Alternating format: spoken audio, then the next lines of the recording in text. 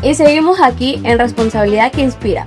Ya escucharon a nuestros estudiantes en el episodio anterior. Y prepárense porque hoy tenemos a una maestra que viene dispuesta a contarnos la pura verdad en el aula. Con ustedes, la docente. Hola a todos, mi nombre es Patricia García, soy licenciada en Ciencias de la Educación. Y buscando también siempre mejorar en este ámbito. Tengo 2 maestrías en el ámbito educativo. Actualmente soy docente de matemáticas de 9º y 10º grado. Mi Pati, pero ¿a usted cómo le llamó la atención ser docente? Bueno, les comento que mi familia ha tenido relación siempre con la educación. Y si me preguntan, pues a mis 17 años cuando salí del colegio no tenía claro todavía si seguir en el ámbito de la docencia o no. Les comento que estudié otra carrera a la par de la docencia, pero al final del día pues sí, me terminó llamando muchísimo la atención la docencia, la parte de actuar con niños, con jóvenes y desde ese campo intentar hacer un cambio en nuestra sociedad. Porque maestra, ser docente es sí complicado, porque mire, a pesar de que somos docentes, tenemos que las docentes ser acróbatas, psicólogas, coach motivacional, ¿qué más? Hasta detectives en el aula. De todo un poco. Sí, ¿verdad? De todo un poco, sí. En realidad, el ser docente es un reto. Y para ser docente, pienso que lo más importante siempre va a ser la vocación que tengamos. Si tengo vocación, voy a tratar de cumplir todos esos roles que debe cumplir un docente. Pero si no lo tengo, pues simplemente cumpliré mi horario de trabajo y hasta ahí quedó. Claro, porque los estudiantes sacan ganas verdes en una doble clase. Imagínense convertir medio día con ellos. Si uno no tiene vocación, ¿cómo hacemos ahí? No, ¿verdad? No se puede. Por eso, para entrarnos en el tema ahora en el siglo XXI, donde el celular sabe más que nosotros, especialmente la página de TikTok. Entonces, usted, ¿cuál sería que es el mayor desafío en el aprendizaje dentro de las aulas? Dentro de las aulas, creo que es la diversidad de estudiantes que tenemos. Y no hablo solamente de aquellos estudiantes que a lo mejor puedan poseer o puedan tener una necesidad educativa especial o que de pronto requieran otro tipo de adaptación, de metodología. No solamente a eso me refiero, sino al hecho de que hay estudiantes que tienen o que vienen de diferentes tipos de familias, que tienen diferentes tipos de creencias, que tienen diferentes tipos de hábitos. Entonces, si nosotros como docentes no tenemos 2 cosas claves, que es amor y empatía con ellos, yo creo que no vamos a ver los resultados que nosotros esperamos o que el Ministerio de Educación espera de estos estudiantes. Porque más que dar órdenes a ellos, es como que antes que eso nosotros debemos practicar lo que son estrategias de motivación. ¿O no es así, mis Patis? Porque sabemos que al llegar a un aula de clase lo único que vamos a hacer es llegar a sentarnos y escuchar al docente. Entonces, ¿usted tal vez practica alguna estrategia de motivación al inicio, durante o al final de su clase?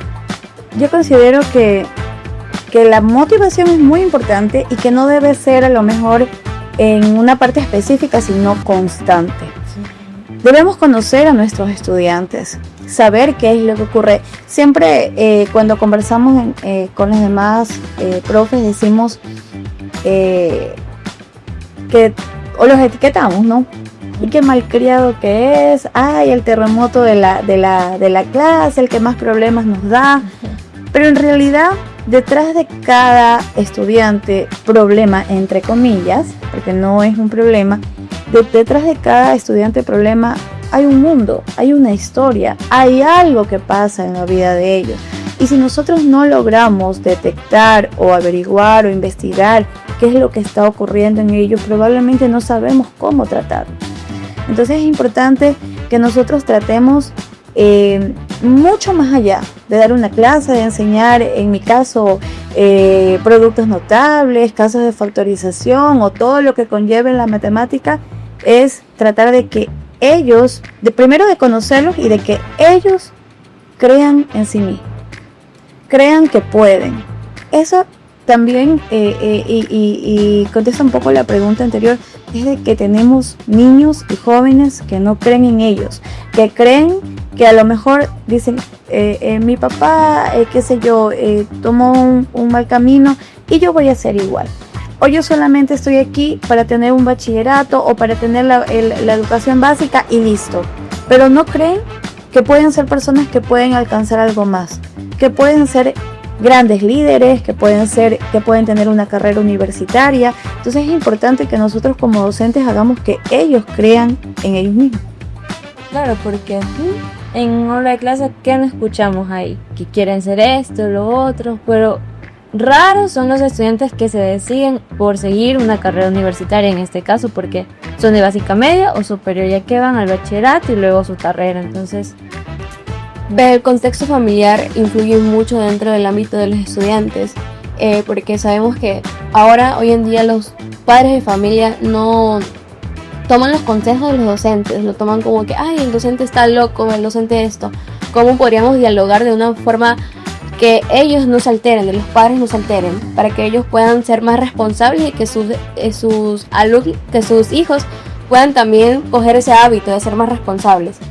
Bueno, anteriormente, ¿no? Y creo que están muchos memes que en donde hay donde se relaciona o se compara la educación de antes y la educación de ahora, sobre cómo el padre de familia muchas veces respetaba la autoridad que tenía el maestro dentro del aula, ¿no? Y no es que estemos a favor de la violencia, pero es que ellos llegaban y decían, profesora, si usted lo ha retado, le ha hecho algo, es por algo. Y entonces yo en casa, yo voy a reforzar, claro, que ellos decían, yo le doy duro, le pego. Pero, ¿qué pasa? Que hoy en día esa corresponsabilidad que debe existir entre la escuela y la familia, como que se ha perdido. Y entonces el padre de familia muchas veces dice, no, ustedes son los que lo están educando mal. Y no se toma esa conciencia de que la educación, los valores, inician en casa. Entonces, para nosotros como docentes es un reto, porque en muchas ocasiones, a más de educar al estudiante, nos toca educar al padre de familia. ¿Cómo hacer que el padre de familia tome conciencia? ¿Cómo hacer que el padre de familia comprenda que es importante que ellos en casa, primero, no pierdan autoridad, y segundo, que el estudiante sepa que en el aula el docente es su autoridad, que tiene que obedecer, que hay reglas, que hay normas de convivencia que hay que acatar? Entonces eso es importante. ¿Por qué? Porque la vida es así. Nosotros estamos en un mundo lleno de leyes. Estamos en un mundo en donde nos toca sí o sí acatar o cumplir las normas y las disposiciones. Probablemente no nos van a gustar todas las leyes que están establecidas, pero si no las cumplimos también sabemos que va a haber alguna consecuencia. Entonces, visto desde esa perspectiva, creo que la escuela tiene normas, tiene reglas, tiene acuerdos que muchas veces el estudiante a lo mejor no les guste, pero que el padre de familia es importante y es clave para que ellos, pues cuando crezcan también puedan acatar las normas y reglas y no tengan problemas en su vida cotidiana. Claro, porque recuerdo desde hace muchos años ya que a mi mamá y a todas las mamás del aula le llamaban a reunión, a entrega de notas. Y quizás por ahí, uno como es niño, claro, va a cometer algo que no es apropiado, pero llegaban, le llamaban a mi mamá y a veces le decían, señora, tenemos que hablar. Pero no era por algo malo, sino que iban a ser bueno, pero ella se imaginaba otra cosa. Entonces me decía, Liz, en la casa hablamos. Así. Y dije, entonces, ¿qué pasó? Le dije, si yo no estoy mal. Entonces, si yo estoy mintiendo, mi mamá lo va a decir, pero yo creo que no es así. Pero no. ¿O antes existía el reglazo que le daban a los estudiantes por las malas calificaciones o por estar muy hiperactivos dentro del aula? Pero no es eso, verás. Bueno, sí, pero yo tuve un docente que en 5º grado, me parece, que al iniciar el año lectivo nos dijo, todos quiero que se queden quietos y nos saquen la mano derecha sobre su mesa. Y nos decimos, ¿para qué? algo nos ha de dar, una sorpresa, qué sé yo. Y sí fue una sorpresa porque nos dijo, ustedes conocen esta varita, esta es una varita mágica, nos dijo. Y dije, ¿cómo así? Toditos nos preguntábamos y me dicen, ustedes lo van a probar y si les gusta, van a hacer lo que deben hacer, o sea, ser malcriados. Porque a todos los niños del aula nos cogió la mano y nos dio un reglaje. Digo, así ustedes van a aprender a que no deben malcriados. Y desde ahí nosotros, sabiendo que era algo, entonces nos portábamos bien con ese docente y con todos, porque desde esa manera el docente nos enseñó.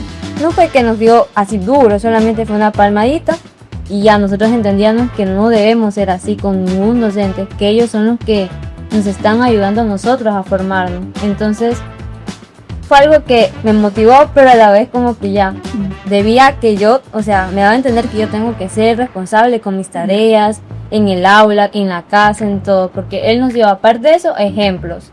Entonces, por eso. Sí, hoy en día, bueno, la ley ya no permite que nosotros como profes hagamos esto. Y bueno, puede ser que a lo mejor el padre de familia como tal, dentro de casa, a lo mejor tenga esta corrección, ¿no? A nosotros como profes, pues nos toca tratar de ser esa parte que motive al estudiante, ¿no? Esa parte que les enseña a ellos a que a lo mejor sí, a veces en casa pueden recibir cierta corrección de sus papás y por eso mismo ellos tienen que tratar de ser siempre mejor, ¿no? Entonces, quitando a lo mejor esto que sí, que a lo mejor en el pasado pudo haber dado, no sé si buenos o malos resultados, porque creo que eso depende de cada uno de los casos, ¿no? Muy particulares, pero sí considero que nosotros como docentes debemos ser, como lo dije hace un momento, empáticos, tener amor con ellos, pero también enseñarles de que ellos deben ser disciplinados y que la disciplina va a hacer que ellos dentro de un trabajo, cuando ya ellos lleguen a su vida profesional, puedan tener éxito, ¿no? Entonces nos toca a nosotros pues tener a lo mejor otro tipo de metodologías, otro tipo de prácticas que hagan que ellos puedan ser buenas personas. Claro. Y justamente hablando de eso, ¿qué hace realmente que un estudiante se vuelva más responsable por convicción? Más responsable por convicción. Sí. El hecho de que ellos comprendan de que lo que están haciendo va a rendir algún fruto o van a tener algún beneficio en el futuro. Muchas veces vamos a dar clase, pero ellos no saben por qué les dan. Por ejemplo, no sé si han visto ustedes muchos videos en donde dicen, ay, ¿por qué la álgebra de Baldor? ¿A quién se le ocurrió eso? Sí. ¿Por qué tanto proceso para que al final me salga 0 o para que al final me salga 1, ¿verdad? Sí. Entonces, el estudiante tiene muchas inquietudes acerca de por qué se le enseña algo. Pero si yo como maestro no llego y no empiezo mi clase diciéndole, miren, el día de hoy vamos a aprender, qué sé yo, si estamos viendo ecuaciones, empiezo hablando de la equidad, empiezo hablando de que a veces ese 0 o ese negativo que ellos dicen, pero profesora, yo no me equivoqué, me dicen a mí, la respuesta era -8. Y yo puse 8 y usted me puso mal. Y por un signo, profesora, ¿no? Entonces yo le digo, a ver, dime si es lo mismo que tú tengas $8 millones o que tú debas $8 millones. Ay, profesora, claro, son cosas totalmente distintas, pero yo tengo que ir enseñando a ellos el por qué, el para qué. O sea, ellos están aprendiendo esto, ¿por qué? ¿Y para qué te va a servir esto? ¿No? Entonces yo necesito que ellos comprendan eso y ellos sepan que si aprenden algo o que si hacen algo es porque van a tener algún fruto, algún beneficio para ellos, ¿ya? Y porque obviamente cuando un joven, un estudiante empieza siendo responsable, esto se va haciendo una rutina, esto se va haciendo un hábito, y en el momento donde ellos les toque pues trabajar, ya enfrentarse a la vida como tal, si han desarrollado el hábito o el buen valor de la responsabilidad, ellos no van a tener mayor inconveniente, porque en el lugar en donde ellos estén van a hacer las cosas bien, de una manera responsable.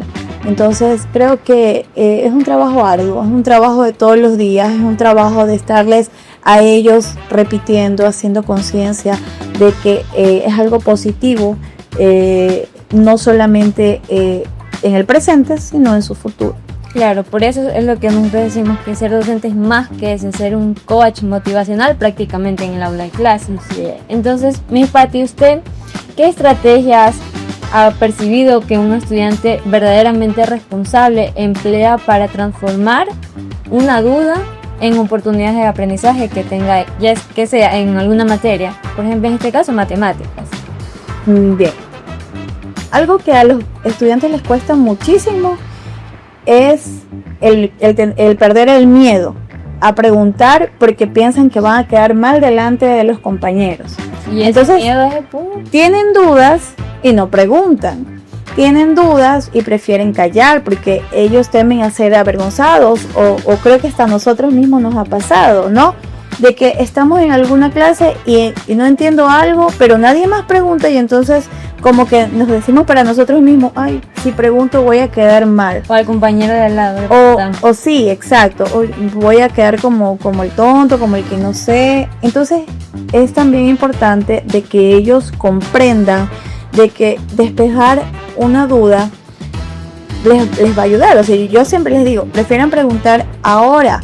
En el momento de la lección yo no les voy a responderles, es decir, yo, pero ahorita ustedes pueden preguntar todas las dudas que tengan, pueden despejar todas las inquietudes que ustedes puedan tener conmigo. Entonces, tratar siempre de que ellos comprendan, de que despejar una duda es ganancia, en realidad.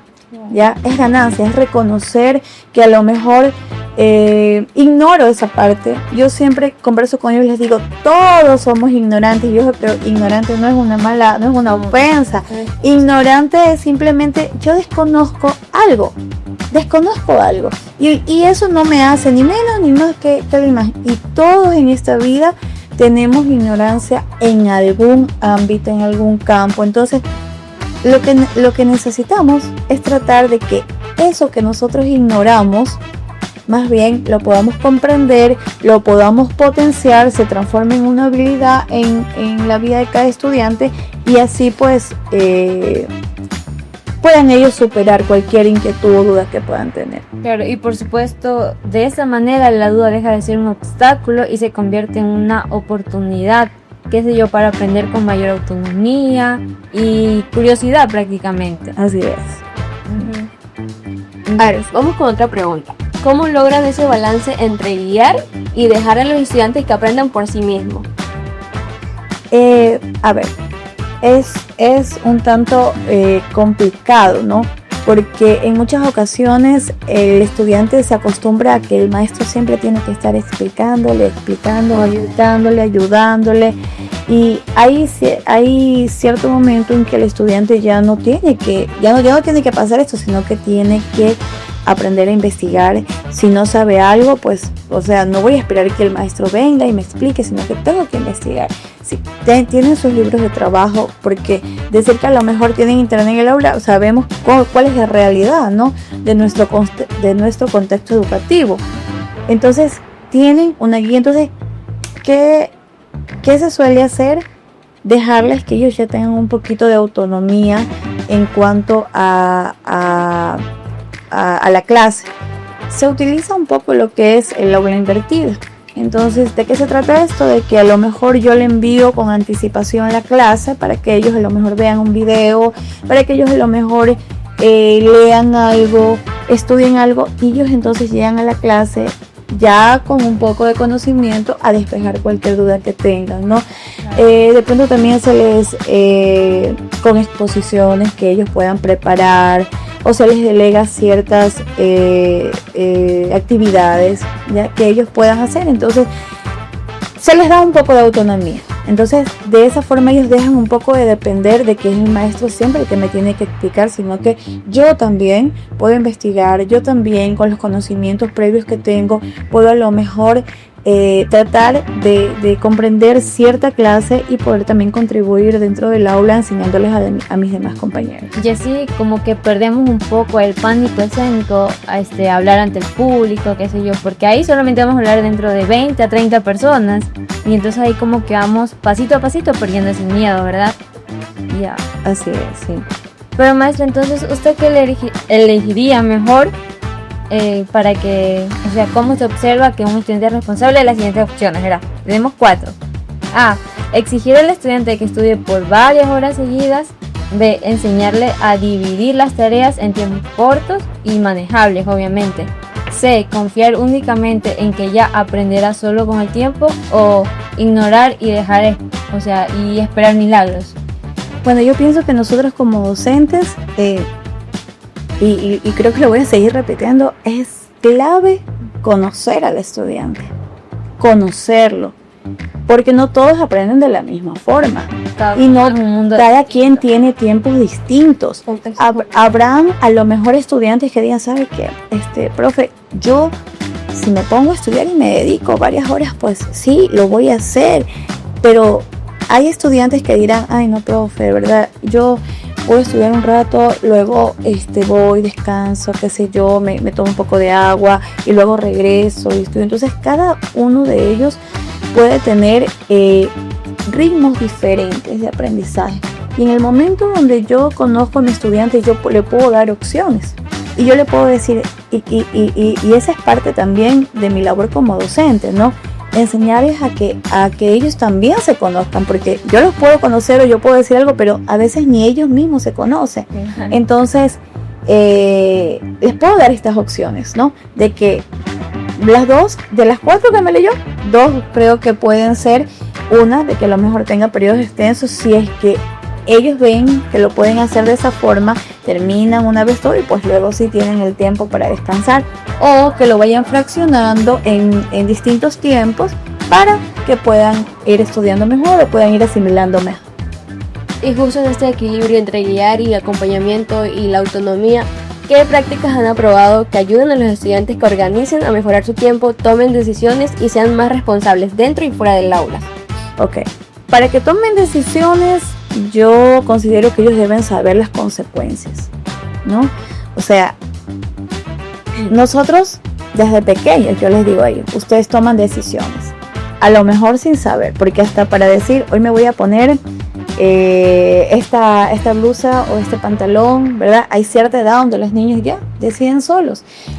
Hoy día a lo mejor mi mamá me hizo juguito y me hizo café, me voy a tomar el café o me voy a tomar el juguito, ¿no? Entonces son decisiones. Traen dinero para el lunch y ellos ven si compran, qué sé yo, un sándwich, un arroz, Lo guardan, ¿verdad? Lo guardan. Son decisiones.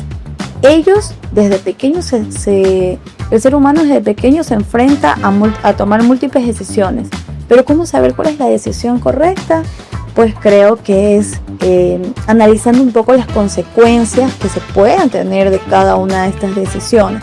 Entonces es importante primero que ellos hagan conciencia de eso para poder tomar buenas decisiones. Y número 2, pues tratando de que ellos a lo mejor hagan rutinas, hagan un horario, hagan algo en donde ellos se puedan organizar. Claro. Algo también, y que yo lo considero mucho, que lo he aplicado, el ajedrez tiene cierta relación con la matemática. Yo implemento el ajedrez en mis clases. Claro que pedí un permisito por ahí en mi institución, ¿no? ¿Pero por qué? Porque el ajedrez es un juego que hace que ellos puedan saber, o que yo lo comparo mucho con la vida, ¿no? Porque en el ajedrez tomamos decisiones y una decisión mal tomada puede costar la vida de alguna de las piezas, ¿no? Así es. Especialmente una, que es el rey. Entonces yo utilizo el ajedrez mucho para que ellos aprendan valores como la disciplina, ¿ya? Porque ellos tienen que seguir normas y reglas. Valores como por ejemplo la honestidad, porque ellos también saben que no se les puede perder una de las piezas, porque si no se acabe el juego, no pueden jugar. Que ellos aprendan la toma de decisiones, porque ellos deben saber las consecuencias que hay de mover o no mover una pieza. Y bueno, adicionalmente a eso, pues también está comprobado que el ajedrez ayuda a lo que es la lógica matemática, el razonamiento de ellos. Entonces, jugando, ellos van desarrollando este tipo de habilidades, pero también hablando de la toma de decisiones, es un buen aliado para que ellos aprendan a tomar buenas decisiones. Sí, porque incluso vemos mucho que la mayoría de los estudiantes no les gusta escuchar clases, qué sé yo, que nos van a dar suma, resta, multiplicar, factorizar, qué sé yo. Entonces ellos ven que es un ajedrez, sabemos que todo es un juego, entonces que nos vamos a divertir en eso. Pero ellos no saben que más que un juego es como que nosotros vemos ellos cómo razonan, cómo piensan para poder mover sus fichas. Entonces ellos lo ven como un juego, pero nosotros no lo vemos así, lo vemos más que eso, es como una estrategia para enseñarles a ellos valores, como usted lo dice. Sí. Entonces sí, es una buena estrategia prácticamente dentro del aula de clase. Y siguiendo esa línea, ¿usted cómo identifica que un estudiante empieza a asumir su responsabilidad auténtica y no solo cumplir porque se le va a calificar o porque lo estamos observando, qué sé yo? ¿Qué señales usted observa en su comportamiento diario?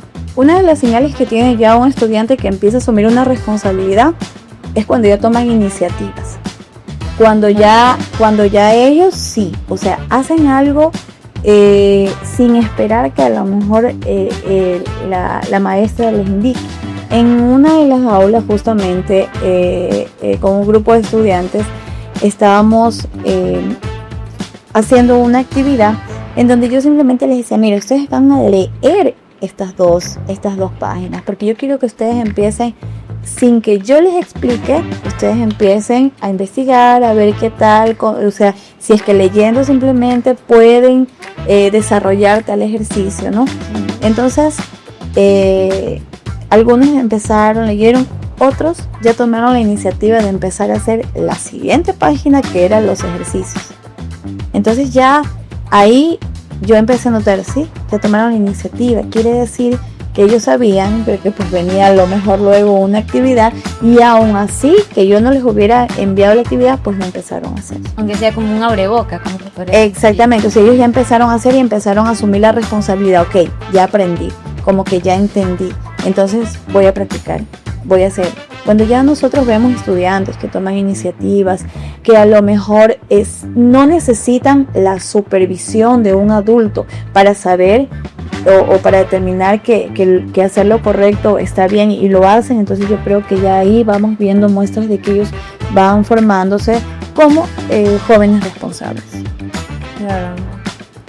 Pero ¿usted qué consejo le daría a los docentes para que los estudiantes puedan ser un poco más responsables? ¿Qué estrategias o qué elementos aplicarían? Primero, bueno, creo que estrategias hay muchas, ¿no? Pero mucho más allá que una estrategia, considero que es